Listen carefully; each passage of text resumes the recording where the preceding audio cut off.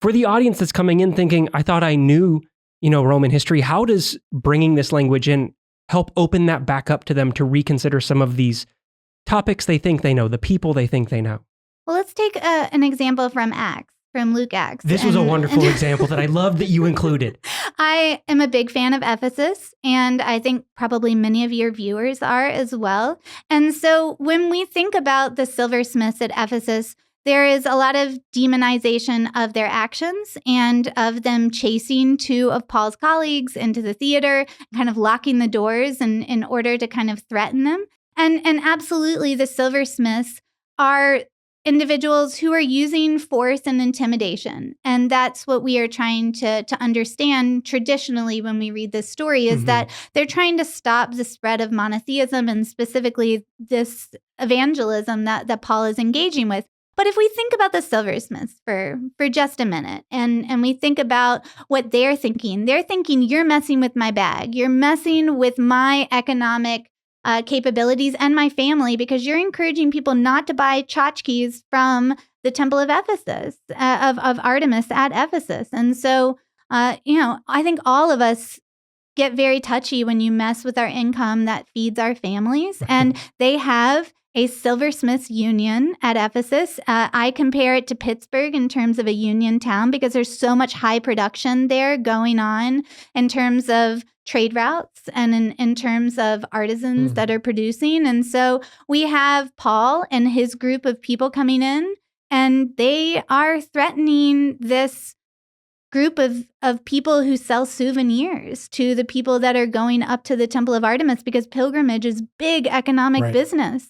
Still even today. I mean, you go to Jerusalem, you go to almost any Mecca, city, Rome. I mean, go to the Vatican. A huge portion of Vatican income comes just from those gift shops that you go to buy rosaries and things like this. And so the silversmiths I'm sympathetic to because they use their silversmiths union to come together and to have a little talk. And maybe this is just the part of me that used to excavate in Sicily. But they just wanted to have a little talk. Well, it'd be a shame if something happened to you guys. I'm Italian, of Italian descent. That was the exact language that my Uncle Jerry used to say. Is I'd say, "What'd you guys do?" And he said, "We had words." That was the we just had a few words, and what I knew exactly what that meant.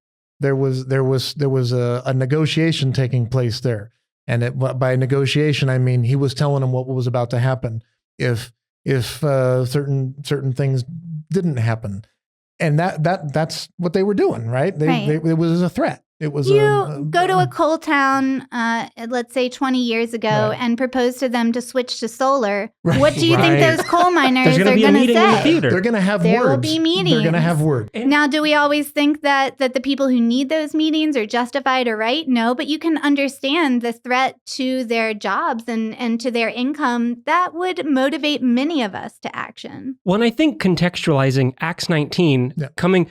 For me, I came to this story through church, and it's always look at the bad silversmiths here and look at poor Paul. And a part of it that never made sense was when the secretary or the scribe comes in and says, "You're in danger of something here," and they all quickly go, "Okay, we're going to leave." Right. It never made sense. Right. But putting that in the context of these other kinds of strikes suddenly reframes, why is this group who's willing to come together and make some threats so eager to disband? Right. I think the best way to think of this is to go back to Monty Python's Life of Brian. And when they're all sitting on the steps and they're having arguments over the Judean People's Front and the People's Front of Judea, those are collegia. Yeah. Those are just associations. And they're sitting in a theater because the theater is the mouthpiece of the people, but it's also a meeting place that people can come together and to talk and to have a good time, just like taverns and bars. And so when we look at legislation that keeps people from coming together in large crowds or keeps people from eating hot meals in taverns, we have to ask ourselves